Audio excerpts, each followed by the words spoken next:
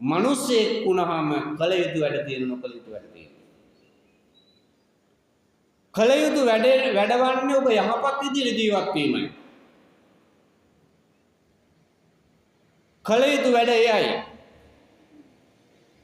පරාදීන මිනිස්සෙක් වෙන්නේ බව පෙරදිච්ච මෙලෝ සසරක් නැති, එලවටක් නැති, මෙලවටක් නැති.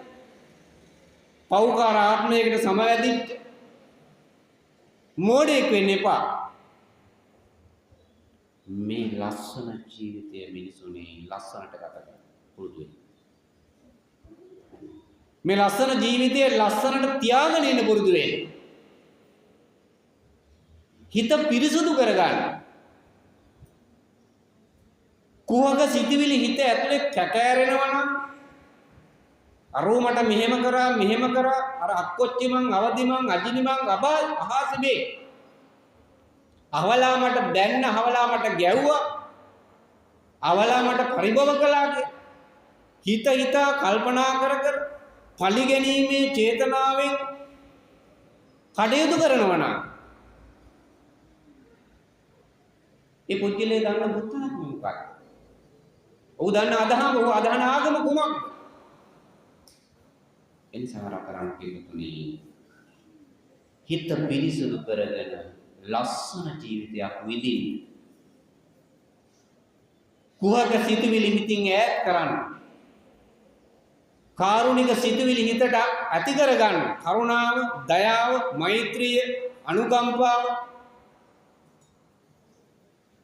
මේව මාලයක් වගේ ගෙලවට පැලඳ ගන්න.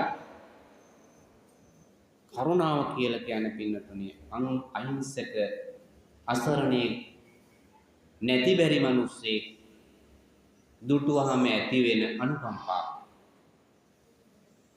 තියෙනවද ඒක ඔබලා? ඔබ කිසිම වෙලාවක රතරන් වැඩ හිටියේ තේරුම් ගන්න.